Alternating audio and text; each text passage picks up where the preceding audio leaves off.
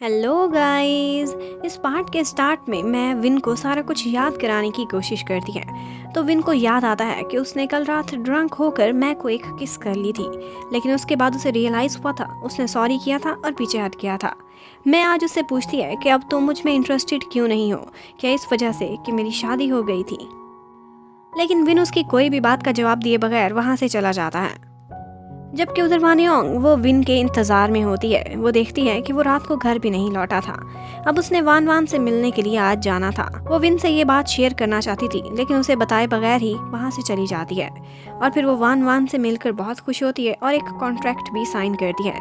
वान वान जल्द ही उसे कास्ट करने का वादा करता है। उसके बाद वानयोंग जब घर वापस आती है तो उसे मीडी की कॉल आती है। वो उसे खाने पर इनवाइट करना चाहता था, लेकिन वानयोंग आज के लिए मना कर देती है और कल का वादा करती है।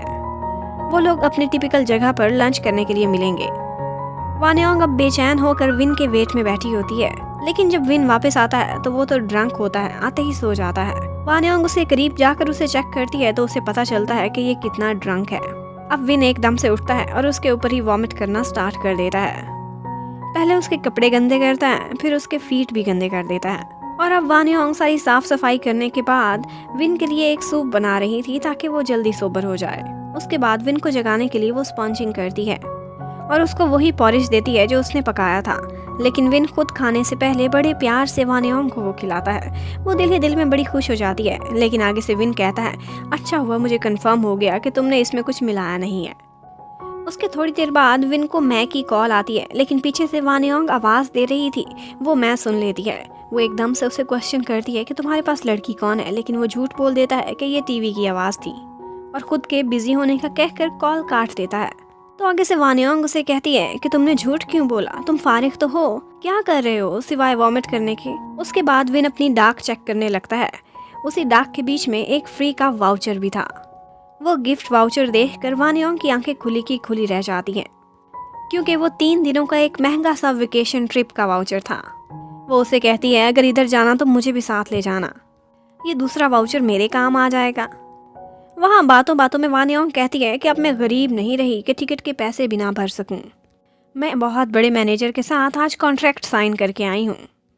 विन तब हैरान रह जाता है जब वो वान वान का नाम उसे बताती है, और इस बात पर वो उससे लड़ना स्टार्ट कर देता है कि तुमने मुझसे पूछने की भी कोशिश नहीं की, क्या तुमने पढ़ा भी था कि उस कॉन्ट्रैक्ट में क्या लिखा हुआ है। लेकिन वानयोंग का कहना था कि वो कॉन्ट्रैक्ट में कुछ गलत क्यों लिखेगा, वो इतना रिच है, इतना फेमस है। पर विन उससे नाराज होकर अंदर चला जाता है। और उसके बाद वानयोंग बार बार विन से बात करने की कोशिश करती रहती है, लेकिन वो उसे लिफ्ट ही नहीं कराता। वो दोबारा से उठकर जाने लगता है और वानयोंग उसे रोकने की कोशिश करती है, और इसी लड़ाई में ही वो पॉट टूट जाता है जो वानयोंग के लिए काफ़ी इंपॉर्टेंट था। वो फौरन से रोना स्टार्ट कर देती है कि तुमने मेरे कैक्टस की जान ले ली। और उसे इतना परेशान देखकर विन एकदम से हैरान रह जाता है और कहता है, ये तो एक छोटी सी चीज़ थी। तो वानयोंग कहती है कि हाँ, तुम तो ठहरे एक सुपरस्टार, तुम्हें मेरे मसले तो छोटे छोटे ही लगेंगे ना। जबकि उधर वो टॉम की कॉफ़ी शॉप पर आती है और उससे बातों बातों में पूछने की कोशिश करती है कि विन आजकल किस लड़की के साथ होता है और वो कहाँ रहता है। लेकिन टॉम उसे कुछ भी बताने से इनकार कर देता है। तो मैं वहाँ से चली तो जाती है, लेकिन कहती है कि मैं ये ज़रूर पता करा के रहूँगी। और उधर विन वो वानयोंग की स्पेशल पॉट को दोबारा से फिक्स करता है और वही गिफ्ट वाउचर के साथ उसे कमरे के बाहर रख देता है। ये सब देखकर वानयोंग एकदम खुश हो जाती है। अब उसका पॉट भी फिक्स हो गया था और उसके साथ साथ विन उसे अपने साथ एक लग्जरियस वेकेशन पर भी लेके जा रहा था। अब वो दोनों एयरपोर्ट पर पहुंचे होते हैं। विन बहुत कोशिश करता है कि उसे कोई पहचान ना ले। इतने में वानयोंग को मीडी की कॉल आती है। उसने उसके साथ डिनर पर जाना था, लेकिन वो तो भूल ही गई थी। वो उससे सॉरी कहती है और कहती है कि मैं वेकेशन पर जा रही हूँ, जब वापस आऊँगी तो ज़रूर मिलूंगी। उधर विन को उसके फैंस घेर लेते हैं। वो परेशान होता है, वानयोंग का हाथ पकड़कर दौड़ने लग जाता है और यही फोटो सोशल मीडिया पर भी फैल जाती है। यही फोटो जब मैं देखती है तो वो एकदम से परेशान हो जाती है। विन को कॉल करने की कोशिश करती है, कॉल नहीं उठाता, तो उस लड़की का पता चलाने के लिए वो कैब में बैठकर जाने लगती है, लेकिन उसका एक्सीडेंट हो जाता है। दूसरी तरफ वानयोंग और विन एक खूबसूरत से ट्रैवल डेस्टिनेशन पर पहुंच चुके थे, और जब वानयोंग अपना वो स्वीट देखती है जिसमें वो रहने वाले थे तो देखकर एकदम खुश हो जाती है। वो इतना बड़ा और इतना कूजी था, उसने ऐसा कुछ पहले नहीं देखा था। वहाँ पर एक स्विमिंग पूल भी था जिसके पास वानयोंग वॉक करती है और उसे गिरने से बचाने के लिए विन भी वहाँ आ जाता है। अब वानयोंग बीच पर जाना चाहती थी, लेकिन विन नहीं जाना चाहता था। उसे लगता था कि उसे सन टैन हो जाएगा।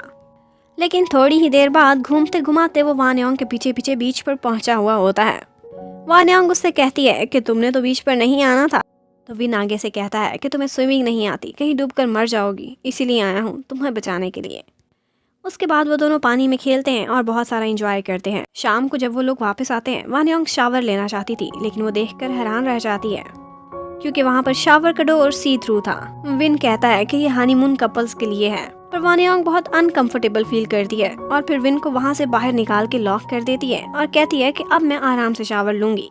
और शाम के टाइम पर जब शावर लेने के बाद वानयोंग दरवाजा खोलती है तो विन उस पर काफी गुस्सा निकालता है और उसे डराने की कोशिश करता है और वो वाकई काफी डर जाती है, कंफ्यूज हो जाती है। तो उस टाइम पर वो हंस के कहता है, अरे पागल, मैं तो शावर लेने जा रहा हूँ। और वानयोंग अपना फोन देखते देखते वहाँ पर सामने आ जाती है और उसे देख के ही चीखें मारने लग जाती है। उससे लाइट्स भी ऑफ हो जाती हैं और जैसे ही लाइट्स ऑफ होती हैं विन डर जाता है। वो डर के बाहर निकल आता है और उसके बाद बस दोनों ही चिल्लाने लग जाते हैं। अब रात को विन वानयोंग से कहता है कि तुम मेरे साथ ही सोगी इसी बेड पे। वानयोंग बहुत अनकंफर्टेबल फील कर रही थी। विन कहता है, तुम्हें पता है ना कि मुझे नई जगह पर डर लगता है। वानयोंग कहती है, तुमसे ज्यादा मैं डरी हुई हूँ जो भी मैंने देखा है। पर विन कहता है, तुम्हें पता है ना कि मैं कौन हूँ। वानयोंग कहती है, I know you are a gay. कहते हैं, हाँ ना, मैं गे हूँ, चलो अब आराम से यहाँ आके सो जाओ। जबकि दूसरी तरफ दिखाते हैं कि मैं हॉस्पिटल में होती है और मिदी उसका काफी ख्याल रखता है। मैं काफी अपसेट भी होती है और वो रात के टाइम पर डिप्रेशन में हॉस्पिटल से भागने की भी कोशिश करती है, लेकिन मिदी उसे रोक लेता है। और उधर वानयोंग वो जब सोए हुए विन को देखती है तो अपने दिल की बहुत सी बातें कह देती है। वो एक्चुअली विन को लाइक करने लग गई थी और जैसे ही वो सो जाता है वो जाकर सोफे पर लेट जाती है।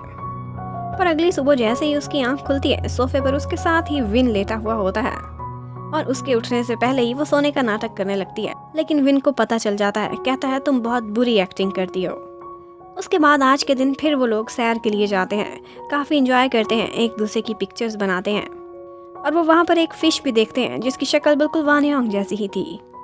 इन शॉर्ट वो दोनों बेस्ट फ्रेंड्स भी बन चुके थे और एक दूसरे की कंपनी में बहुत इंजॉय कर रहे थे। सारा दिन सैर करने के बाद जब वापस जाने का टाइम होता है तो वानयोंग बहुत थक जाती है, तो विन उसे पिगी बैग कैरी करता है। वानयोंग उसका थैंक्स करती है कि तुम इतने स्पेशल ट्रिप पर मुझे अपने साथ लेके आए और तुम्हारे साथ की वजह से ये और भी स्पेशल हो गया। थोड़ी देर बाद वो विन से सॉरी भी करती है कि तुम्हारे से मैंने वान वाली बात शेयर नहीं की, मैंने कोशिश तो बहुत की थी लेकिन जल्दी में थी। वानयोंग उसे कहता है कि चलो जो हो गया सो हो गया, लेकिन आइंदा के लिए ख्याल रखना, वान से रिलेटेड कोई भी बात तुम मुझसे नहीं छुपाओगी, हर बात मुझसे शेयर करोगी। वो उससे पिंक की प्रॉमिस भी लेता है।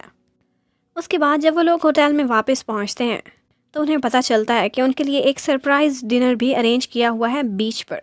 वानयोंग जब ये जाकर देखती है तो बहुत खुश होती है, कहती है कि ऐसा सिर्फ मैंने मूवीज और ड्रामास में देखा है, यकीन नहीं आ रहा।